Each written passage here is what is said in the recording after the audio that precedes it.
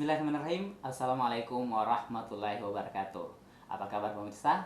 Kembali lagi bersama saya Onar Lubis di program Manajemen Syariah, yang pada kesempatan kali ini kita akan bersama dengan salah satu narasumber kita yang akan membahas terkait dengan manajemen syariah Nabi Daud.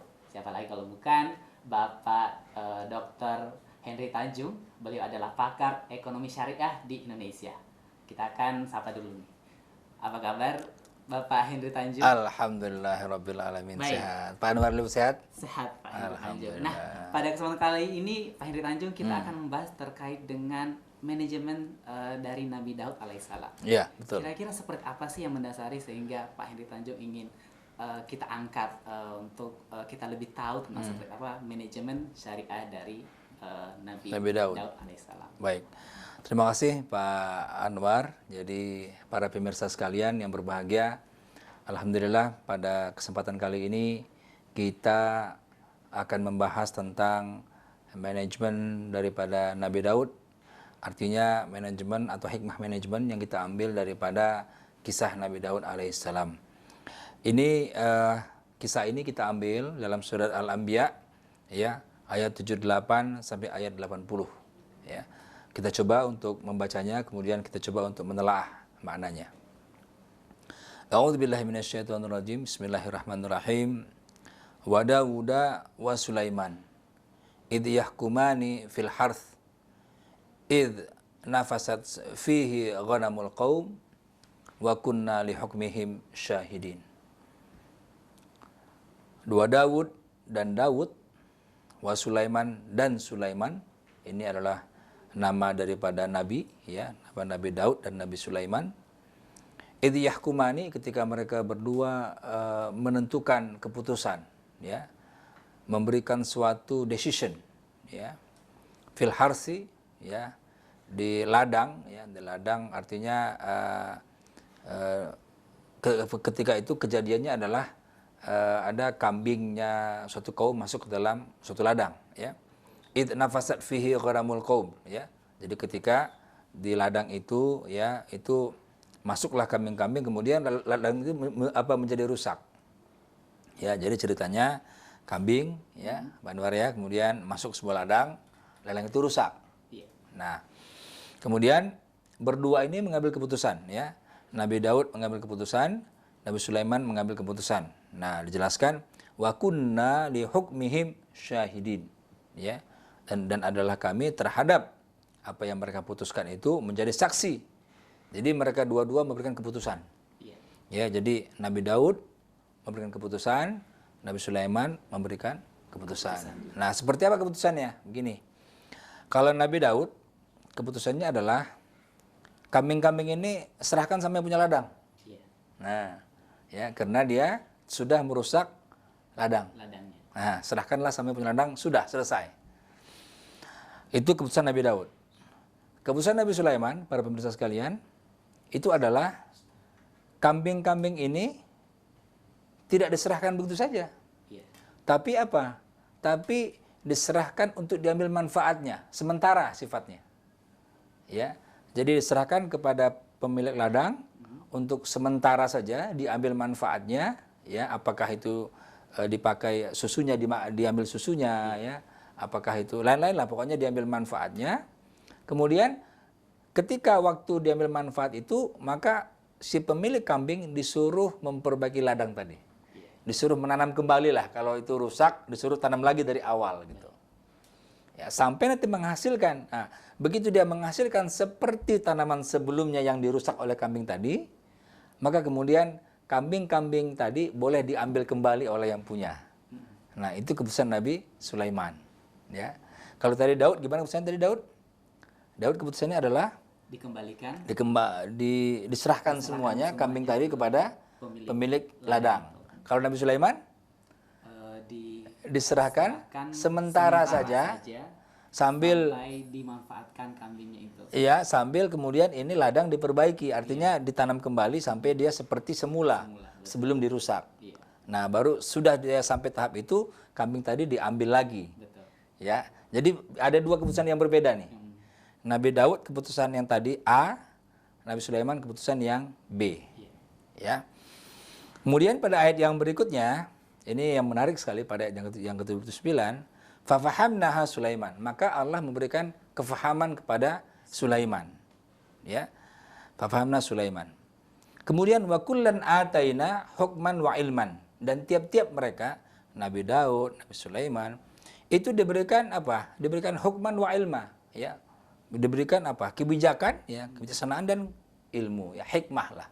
Hikmah dan ilmu. Jadi Nabi Daud punya hikmah dan ilmu, Sulaiman punya hikmah dan ilmu. Tapi meskipun mereka punya hikmah dan ilmu, keputusannya berbeda. Nah, ya, keputusannya berbeda.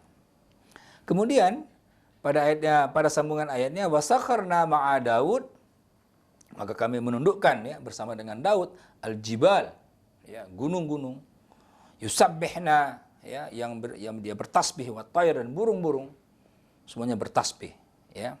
Wa kunna fa'ilin, ya. Wa kunna fa'ilin, dan kamilah yang melakukannya. Itu pada ayat yang ke-79. Nah, di awal tadi dijelaskan fafahamnaha Sulaiman, ya. Maka kami memberikan pengertian kepada Sulaiman, artinya memberikan kefahaman kepada Sulaiman bahwasanya Sulaimanlah yang lebih tepat keputusannya. Ya. Bayangkan dua orang yang sama-sama punya ilmu, yang sama-sama punya hikmah, tapi yang Nabi Daud memberikan keputusan A, Nabi Sulaiman keputusan B. Nabi Sulaimanlah yang diakui oleh Al-Qur'an itu lebih diberikan kefahaman. Fafahamnaha Sulaiman. Ya. Ya. Jadi di sini artinya tetap ada dalam keputusan itu ada yang terbaik.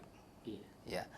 Boleh keputusan itu kita ambil, tetap ada yang terbaik, ya. Jadi kalau misalkan keputusan tadi diserahkan semua kambingnya kepada yang punya ladang, ya, itu bisa jadi harga kambingnya lebih besar daripada harga tanaman yang dirusak. Ya. Atau sebaliknya, harga kambing-kambingnya lebih sedikit daripada yang dirusak. Nah, itu namanya ketidakadilan. Ya, Islam itu sangat menentang ketidakadilan. Itu namanya kezoliman. Ya, nah, bagaimana dengan keputusan Sulaiman? Keputusan Sulaiman jelas, ya, tidak ada yang dirugikan. Sementara tanaman itu sampai besar, ya, maka kan yang punya tanaman kan tetap harus makan dia. Nah, dia diambil manfaatnya, tapi tidak memindahkan kepemilikan. Ya. Jadi kalau kita bicara fikih muamalah, misalkan dalam konteks kepemilikan, maka tidak terjadi perpindahan kepemilikan. Tetap ada kondisi yang sementara. Kepemilikan masih kepada yang punya kambing. Tidak berpindah kepada yang punya ladang. Ya. Tetapi yang punya ladang mendapatkan haknya kembali. Ya. Ditanam lagi sampai sedia kala, sampai persis seperti dirusak oleh kambing itu. Kalau sudah keadaannya begitu, dikembalikan, nah, ambil lagi kambingnya. Ini win-win solution, luar biasa ini. Ya, fafahamnaha Sulaiman. Allah memberikan kefahaman kepada Sulaiman tentang keputusan kambing merusak ladang, ya, pada suatu kaum. Nah, pada ayat yang berikutnya, ayat yang ke-80, wa 'allamnahu san'ata labusin, ya. Jadi wa 'allamnahu, dan Allah mengajarkan kepada Nabi Daud san'ata labusin, ya, itu membuat baju tapi dari besi. Ya, membuat baju tapi dari besi. Kemudian lakum, kepada kaum sekalian, litusinakum min ba'sikum, ya, untuk mempertahankan daripada perang, ya, untuk mempersiapkan daripada perang, ya. Nah, ini menandakan bahwasanya yang membuat baju besi itu yang pertama kali adalah Nabi Daud. Nabi Daud, ya. Kenapa? Karena dijelaskan wa 'allamnahu, Allah yang mengajarkan. Ya. Jadi kalau sudah Allah yang mengajarkan, berarti ilmu sebelumnya belum ada. Para pemirsa sekalian, kalau sudah Allah yang mengajarkan, sama dengan wa 'allama Adam asma'a kullaha. Ya. Allah telah memberikan kepada Adam nama-nama semuanya. Artinya Adam ketika itu tidak punya ilmu apa-apa. Allah berikan, Allah ajarkan langsung, kemudian Adam menjadi punya ilmu. Seperti itulah dengan Nabi Daud. Wa 'allamnahu, Allah memberikan benar-benar ilmu yang langsung dari Allah kepada Nabi Daud untuk bagaimana membuat baju dari besi. Ya. Dalam konteks apa? Litusinakum mim ba'sikum. Ya. Untuk apa? Untuk mempertahankan diri, untuk melindungi kamu dalam peperangan, ya, dalam peperanganmu. Fahal antum syakirun? apakah kamu bersyukur pada Allah Subhanahu wa taala? Subhanallah. Ini kisah yang kita belum gali manajemennya ya. Nanti mungkin pada segmen kedua kita akan coba gali satu persatu ya manajemennya. Tapi ini adalah landasan kita berpikir, landasan kita mengambil dalil ya bagaimana sebenarnya manajemen yang diajarkan oleh Allah kepada Nabi Daud alaihissalam. Baik, pemirsa sekalian, itu adalah beberapa gambaran terkait seperti apa latar belakang kenapa kita perlu untuk belajar tentang manajemen dari Nabi Daud alaihissalam. Seperti apa kelanjutannya nanti, tetap bersama kami hanya di Umat TV.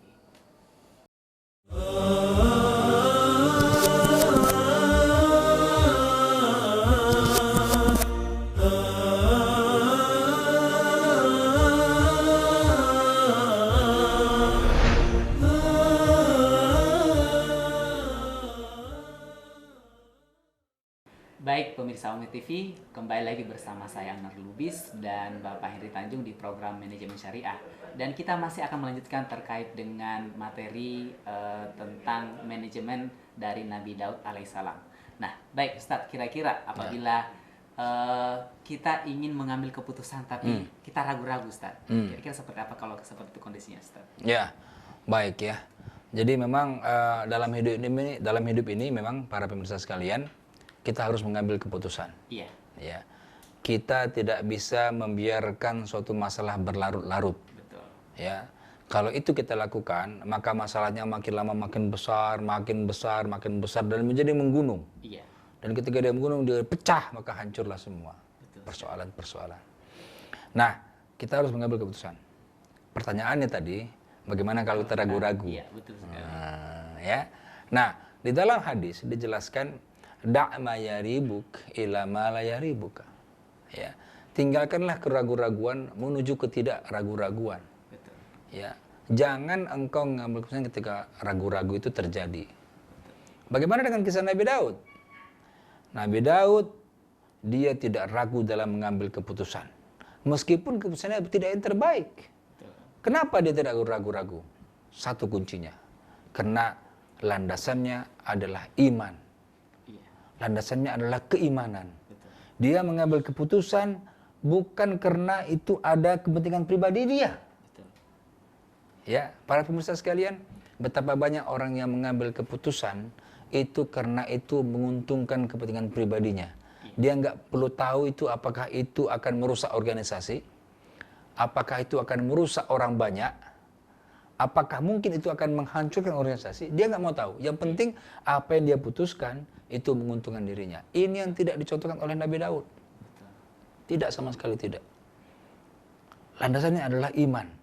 Ya. Kenapa? Karena bagi mereka berdua, wa kullan ataina hukman wa ilman. Allah telah berfirman dalam surat Al-Anbiya ayat 79 ini, ya, kepada mereka berdua, Nabi Daud dan Nabi Sulaiman, itu sudah diberikan hikmah dan ilmu. Ya. Nah, dengan dua ini dia mengambil keputusan. Bukan landasannya karena ini kepentingan saya, kepentingan om saya, tante saya, tidak. Tapi karena dia yakin ini adalah untuk keputusan umat, inilah yang terbaik yang bisa saya lakukan. Betul. Saya putuskan. Ya. Nabi Sulaiman juga begitu tadi itu. Iya. Ya. Ya, oh, ini yang terbaik bagi saya, menurut ilmu saya, menurut iman saya, ini yang saya putuskan. Dua-dua memutuskan. Tapi berbeda keputusannya. Iya. Nah, menarik sekali. Ya. Nabi Daud memutuskan untuk menyerahkan kambing kepada pemilik ladang. Betul.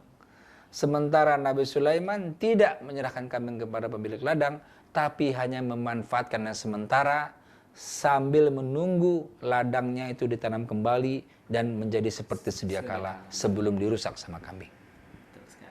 Ya. Nah, bagaimana tahu pendapat Sulaiman lebih bagus? Allah berfirman dalam ayat berikutnya, fafahamnaha Sulaiman.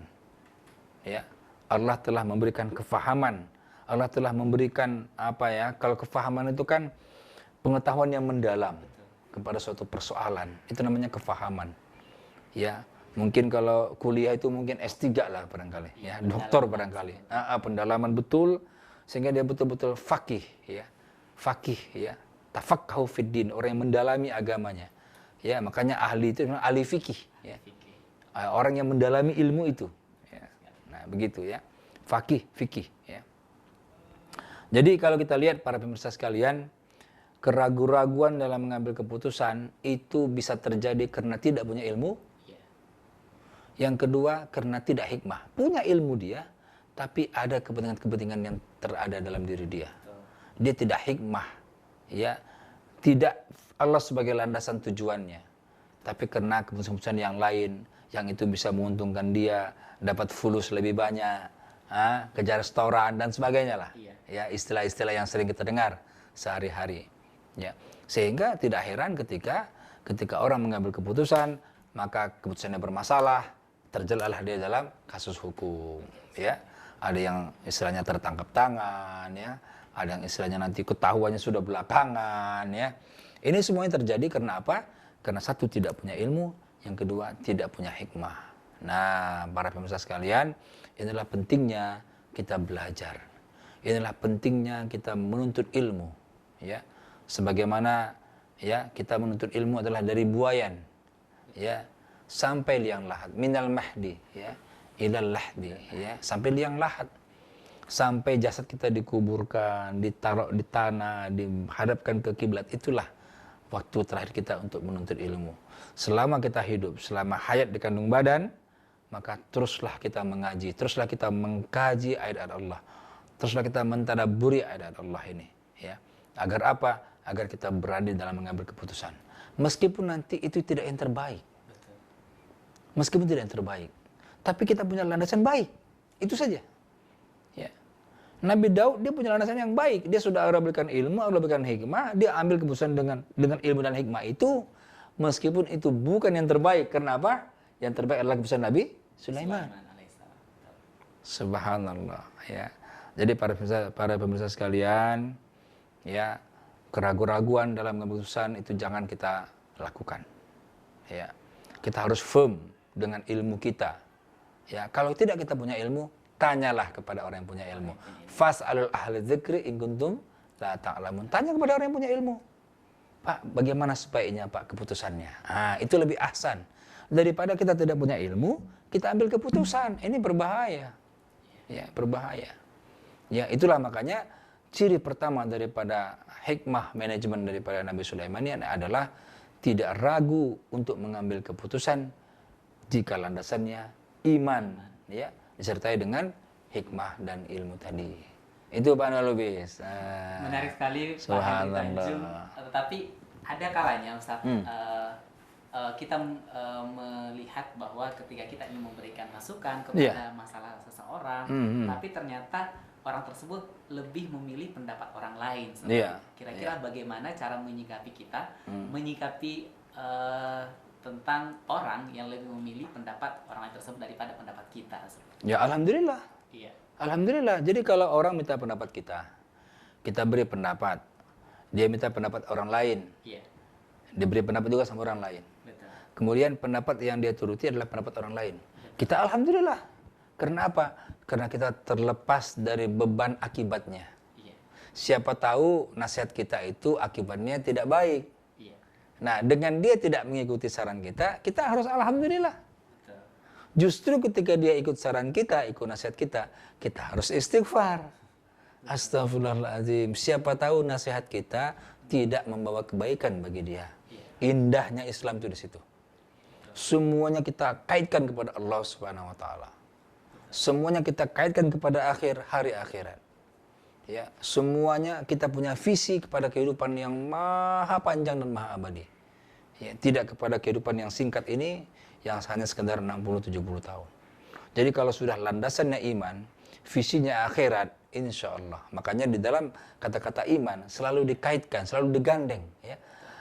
Alladzina amanu billahi, apalagi wal yaumil akhir. Selalu kalau kita beriman dengan Allah, selalu digandeng dengan beriman dengan hari akhir. Artinya, tidak mungkin orang yang percaya kepada Allah, kemudian cara berpikirnya itu jangka pendek. Cara berpikirnya hanya sebatas dunia. Tidak mungkin. Berarti dia tidak beriman kepada Allah. Kalau dia beriman kepada Allah, maka cara berpikir adalah cara berpikir akhirat. Saya sering mengatakan selalu, ya, kita perlu akhiratisasi likulli syai'in. Ya. Jadi kita harus apa? Harus melaksanakan visi akhirat dalam setiap kegiatan. Apapun kegiatan kita. Apapun jabatan kita. Apapun posisi kita. Ya. Kita diberi jabatan, kita siap menerima jabatan. Tidak diberi jabatan pun kita harus siap dengan itu. Dan itu merupakan yang terbaik bagi kita. Karena pada hakikatnya jabatan adalah beban. Ya. Tetapi kalau beban itu kita laksanakan sesuai dengan visi akhirat kita, insya Allah ya, kita akan berani mengambil keputusan. Karena apa? Bukan untuk pribadi. Bukan untuk golongan. Tapi untuk kebersamaan semua. Landasannya adalah iman tadi. Subhanallah. Nah. Baik, pemirsa sekalian, makin menarik obrolan kita pada kesempatan kali ini, tetapi kita akan jeda dulu, tetap bersama kami hanya di Ummah TV.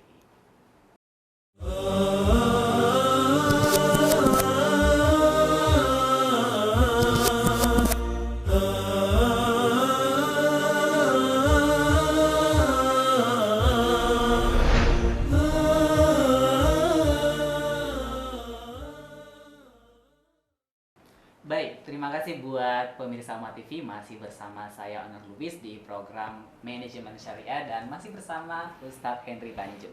Baik, dan kita masih di materi terkait dengan manajemen dari Nabi Daud alaihissalam. Baik, kita akan kembali ke Ustadz Henry Tanjung lagi untuk kita tanyakan nih. Ustadz, misalnya nih, kita bagaimana sih caranya untuk kita menyikapi orang yang pendapatnya lebih baik dari kita? Ya, baik, makasih.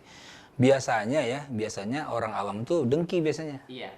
Ya, jadi kalau ada orang berpendapat lebih baik daripada pendapat kita, betul, itu biasanya kita bilang, wah saya dia ada saingan saya nih, ada tandingan saya nih, ya. Itu artinya kita itu masih punya ilmu, belum punya hikmah. Betul. Ya, inilah bedanya para pemirsa sekalian. Inilah bedanya ilmu dengan hikmah. Ya. Orang baru punya ilmu, mungkin segudang dia punya informasi, mungkin segudang dia menguasai ilmu tertentu. Betul. Ya. Tetapi orang yang punya hikmah, dia tidak pernah iri, dia tidak pernah dengki kepada orang yang ilmunya lebih hebat daripada dia. Betul. Ya, bukankah kita lihat imam-imam kita, Imam Syafi'i, Imam Hanafi, itu tidak pernah mengatakan saya adalah orang yang paling hebat. Ya, malah mereka mengatakan kalau ada pendapat yang lebih baik daripada pendapat saya, silahkan ikuti. Begitu mereka punya hikmah, subhanallah, luar biasa. Itu yang hari ini kelihatannya sangat minim, sangat minimal. Hari ini orang berlomba-lomba dengan ilmu saja. Di mana-mana orang berilmu. Kadang-kadang malah mencaci maki, menjelek-jelekkan. Pendapat orang itu dihabisin. Betul. Jadi segala macam ya. Seolah-olah dialah yang hebat, dialah yang pintar, dialah yang segala-galanya. Ya, berarti itu masih punya ilmu, belum punya hikmah. Ya, nah hikmah ini apa? Bagaimana kita menyikapi bahwa semuanya adalah dari Allah, semuanya adalah milik Allah. Iya. Ketika pendapat kita, pendapat orang lebih baik, kita harus yakin Allah berikan dia karunia dengan pendapat yang lebih baik. Kenapa kita harus iri? Iya, betul. Ini yang jadi persoalan para pemirsa sekalian. Kenapa kita harus dengki kepada orang yang Allah berikan karunia dengan pendapat yang lebih baik, dengan kemampuan ilmu yang lebih baik? Bukankah itu merupakan karunia Allah kepada dia? Ini yang jadi persoalan kita. Ya. Jadi Nabi Daud karena dia sudah diberikan pada apa? Hikmah dan ilmu tadi, dia tidak merasa dengki kepada Sulaiman. Meskipun pendapatnya itu lebih jelek lah daripada pendapat Nabi Sulaiman. Kenapa? Karena Al-Quran mengatakan fafahamna Sulaiman. Sulaiman yang Allah berikan kefahaman yang lebih mendalam. Betul. Ya. Kalau ilmu itu para pemirsa sekalian, kalau istilahnya kalau orang mengatakan ada langit di atas langit, itu artinya kalau ada orang pintar, pasti ada yang lebih pintar lagi. Ya, begitu terus. Tapi kalau hikmah itu sudah merasuk ilmunya ke dalam hati sanubarinya. Sehingga apapun yang dia katakan sesuai dengan ilmunya, ujung-ujungnya dia bilang wallahu a'lam. Allahu a'lam. Karena Allah lah yang maha ilmu, Allah lah yang mengetahui. Ya. Allahu samiul alim. Ya, Allah maha mendengar, Allah maha mengetahui. Gitu ya. Jadi ilmu kita itu tidak ada satu ujung kaki, satu ujung jari. Tidak ada. Ya. Nah, oleh karena itu para pemirsa sekalian, inilah yang harus kita tiru daripada manajemen Nabi Daud. Ya, dia tidak pernah ragu tadi yang pertama, dia tidak pernah ragu dalam dengan mengambil keputusan karena landasan dia adalah iman. Yang kedua, ketika keputusan orang lain lebih baik dan dia tidak merasa iri karena apa? Karena dia punya hikmah. Ya, hikmah itu apa? Hikmah itu adalah merasakan semua yang dimiliki itu dari Allah Subhanahu wa taala. So, untuk apa kita harus iri? Kalau Allah sudah menghendaki dia lebih baik, Allah sudah menghendaki Ahwan lebih baik dari saya, Allah sudah menghendaki yang pemirsa sekalian lebih baik daripada saya, kenapa harus iri? Ketentuan Allah. Makanya bagaimana cara kita supaya tidak iri? Kita harus paham bahwasanya semua yang Allah berikan kepada makhluknya itu adalah ketentuan Allah. Artinya, kalau kita iri, berarti kita tidak ridho dengan ketentuan Allah. Bahaya. Berbahaya ini. Ya, ini akan membuat hati kita sesak, tidak ada ketenangan, gelisah selalu. Ya, karena apa? Karena kita tidak ridho dengan ketentuan Allah Subhanahu wa taala.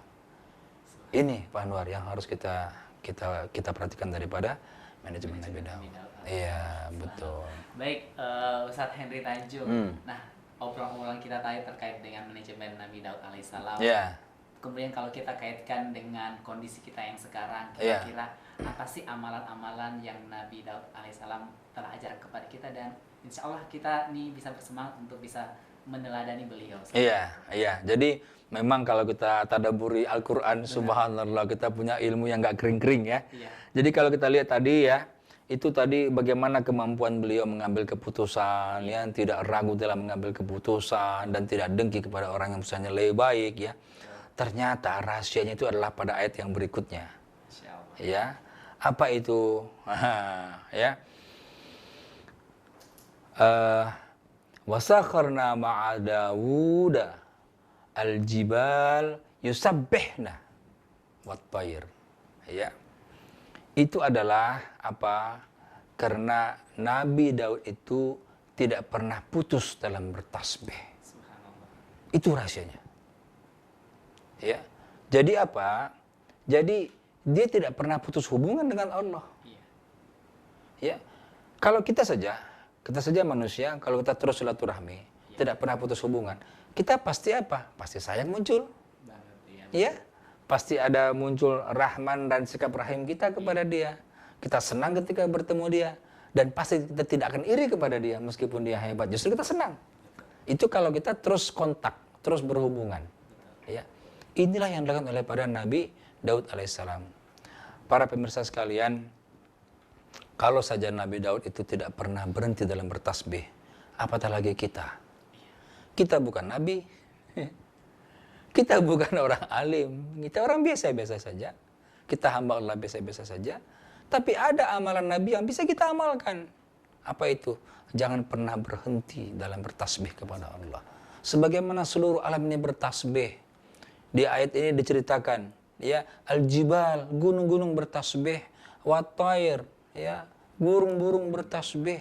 Semuanya bertasbih, apatah lagi kita. Ya. Nah, rupanya rahasia tasbih inilah ya tidak pernah berhenti. Dia terus mensucikan nama Allah.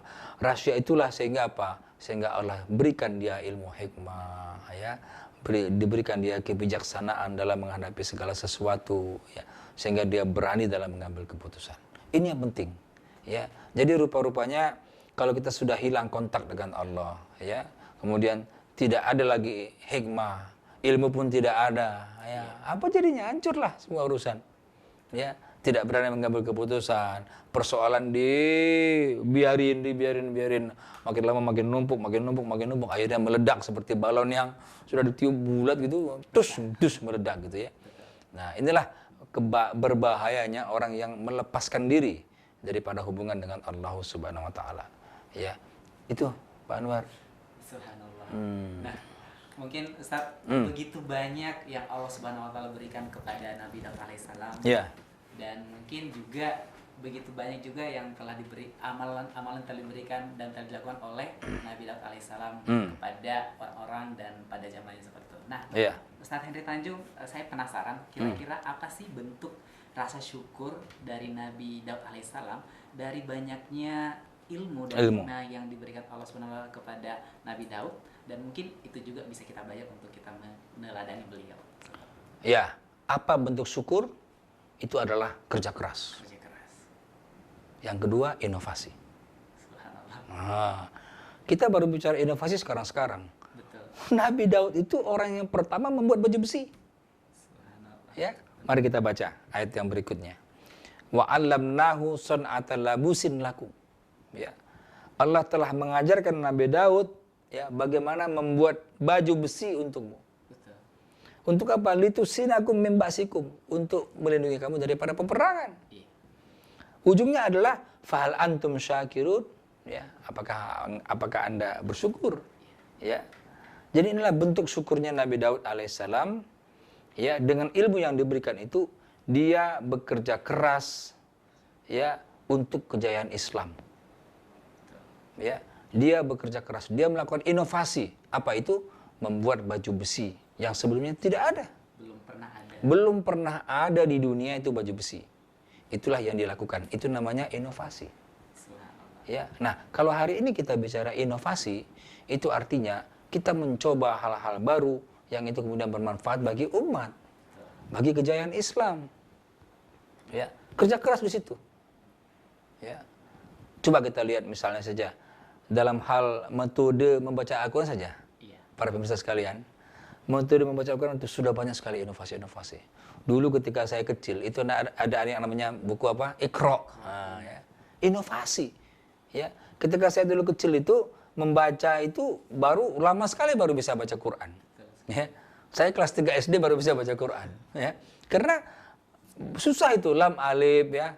Alif di atas A, alif di bawah I, alif di bawah A, I, U. Susah kita dulu. Ya. Tapi kemudian orang melakukan inovasi. Inovasi bagaimana membuat orang itu cepat sekali baca Quran dengan metode Iqra. Nah, bukunya kecil-kecil, 6 langsung ada. Inovasi. Inovasi itu perlu apa? Perlu kerja keras. Iya. Pikirkan lagi, pikirkan lagi, pikirkan lagi. Coba lagi, coba lagi, coba lagi. Begitu. Tanpa pernah berhenti. Ya. Jadi para pemirsa sekalian, itu contoh saja bagaimana orang menemukan satu metode untuk baca Al-Quran. Sekarang ini orang menemukan satu lagi metode untuk menghafal Al-Quran. Iya. Subhanallah. Dalam 2 bulan bisa hafal Al-Quran. Subhanallah. Subhanallah. Lengkap dengan artinya. Subhanallah ya. Dulu kita berpikir apakah mungkin ya kita yang sudah setua ini misalnya atau sudah dewasa bisa hafal Al-Quran. Ternyata ada metode ya dalam 2 bulan itu bisa hafal Al-Quran. Ya. Di antaranya metodenya adalah tidak boleh pegang handphone. Iya. Nah, ya. Para pemirsa sekalian.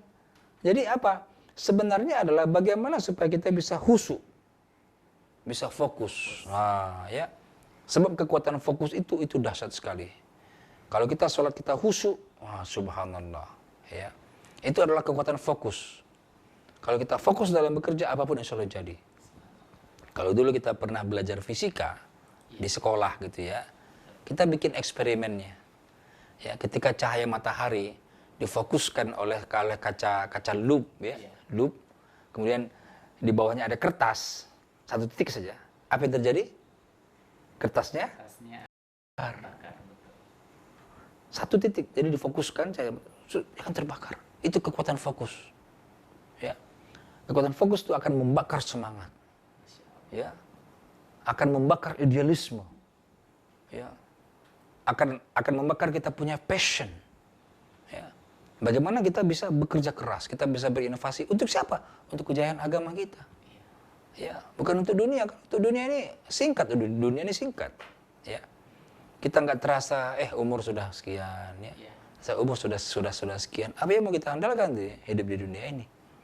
Ya, jadi para pemirsa sekalian, marilah ini saya juga turut mengajak para pemirsa sekalian di rumah. Marilah sebagai bentuk rasa syukur, ya, kepada apa yang Allah berikan kepada kita sekarang ini, ya. Apakah itu ilmu bagi yang punya ilmu? Apakah itu harta bagi orang kaya misalnya? Apakah itu hikmah bagi orang yang punya hikmah, ya? Maka marilah kita gunakan ketiga-tiga hal ini untuk apa? Untuk jalan Allah Subhanahu wa taala. Marilah kita kerja keras. kita berinovasi, membangun umat ini. Iya. Umat ini sudah terlalu lama dinabubukkan oleh hal-hal yang tidak mendidik, ya. Oleh tayangan-tayangan TV, maaf, misalnya saja, yang tidak mendidik, ya, yang tidak mendidik, ya. Jadi ini yang harus kita perhatikan, para pemirsa sekalian, ya. Jadi kalau kita lihat tadi sejarahnya, ya, kita tadi kisahnya, ya, bagaimana kemudian Nabi Daud itu diberikan ilmu, kemudian diberikan hikmah, kemudian dengan itu dia mengambil keputusan, ya, dengan itu dia tidak iri pada keputusan orang lain, ya. Terus yang paling harus kita ikuti adalah dia tidak pernah putus dalam bertasbih, ya. Makanya banyak orang-orang sekarang itu yang pegang tasbih, ya, banyak pegang tasbih para pemirsa. Ya, ini dalam rangka meniru amalan Nabi Daud, ya. Bertasbih terus, ya.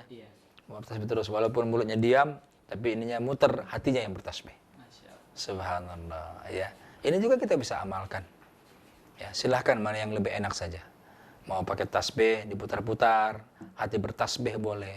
Atau kita pakai ini tangan, ya, bertasbih silahkan. Atau tidak pakai hitungan. Ya, karena Allah pun kepada kita tidak hitung-hitungan. Maka kenapa kita harus hitung-hitungan kepada Allah? Ya, setiap saat saja. Ya, sebagaimana ulul albab, ya, alladzina yadhkurunallaha qiyaman wa qu'udan wa ala junubihim. Qiyaman, orang yang berzikir kepada Allah qiyaman, ketika berdiri. Wa qu'udan, ketika duduk. Wa ala junubihim, ketika berbaring. Ya, ini sebenarnya simbol-simbol saja. Ya, artinya kalau cuman kita berzikir ketika berdiri, ketika duduk, ketika berbaring, berarti kalau jongkok tidak berzikir dong kalau gitu. Ada orang bilang begitu pada pemirsa sekalian. Ya, kan di Quran katanya ayatnya berzikir ketika berdiri, ya, ketika duduk, ketika berbaring, ya. Nah, gitu. Jadi kalau misalkan cuman pada saat itu, kalau jongkok nggak berzikir dong. Atau kalau lagi ruku tidak berzikir dong, karena itu tidak berdiri, tidak duduk gitu. Itu hanya misal saja. Apa permisalan? Artinya dalam setiap keadaan. Dalam setiap keadaan. Artinya apa? Anytime. Anytime, kapan saja. Ya. Tidak pernah berhenti daripada berzikir, bertasbih menyebut nama Allah. Subhanallah, subhanallah, subhanallah. Bukankah zikir yang paling utama adalah subhanallahi wa bihamdi. Ya. Subhanallahi wa bihamdi. Itu zikir yang utama, ya. Nah, yang perlu juga para pemirsa sekalian yang ingin saya tekankan adalah mari kita bekerja keras. Ini yang saya ulang-ulang. Mari kita bekerja keras untuk kejayaan Islam ini. Kita nggak bisa berleha-leha. Kita tidak bisa tidur-tidur di rumah. Islam ini jaya, tidak bisa. Ya, Rasulullah pun dulu begitu. Rasulullah ketika puasa, perang, Rasulullah lakukan perang di bulan puasa. Itu perang pertama, perang Badar seperti itu. Ya, tidak tidur-tiduran. Lantas iman masuk, tidak. Tapi iman masuk dengan dijemput. Ya, hidayah itu harus dijemput, bukan ditunggu. Ya, sama dengan iman juga begitu. Artinya apa? Kita perlu kerja keras. Ya, kita perlu melakukan inovasi, tuangkan daya fikir kita untuk bagaimana kejayaan umat ini. Ya, inilah hal yang penting sekali. Ya, di tengah-tengah kerusakan generasi itu dari sudut segala macam media-media yang tidak mendidik yang kita lihat sekarang ini. Ya, mengajak orang untuk berjoget-joget segala macam. Ya, mengajak orang untuk lupa kepada Allah segala macam. Inilah yang harus kita hindari. Itu, Pak. Baik, sangat menarik apa yang disampaikan oleh Ustadz Henry Tanjung. Dan baik, pemirsa sekalian, tidak terasa waktu juga yang telah memisahkan kita pada kesempatan kali ini. Insya Allah pada kesempatan berikutnya kita akan kembali lagi untuk menyampaikan beberapa hikmah dari manajemen syariah ala Nabi dan Rasul Allah Subhanahu wa taala. Terima kasih buat pemirsa yang telah menyimak kami, telah bersama kami selama 1 jam ini, dan kami juga ucapkan terima kasih buat Ustadz Henry Tanjung Ya. yang telah banyak ilmu dan hikmah juga yang telah dikabarkan kepada kami dan kepada kita sekalian. Baik, mohon maaf bila ada salah-salah kata, dan sampai ketemu di lain kesempatan. Subhanakallahumma wa bihamdik, asyhadu an la ilaha illa anta, astaghfiruka wa atubu ilaik. Wassalamualaikum warahmatullahi wabarakatuh. Waalaikumsalam. Masya Allah.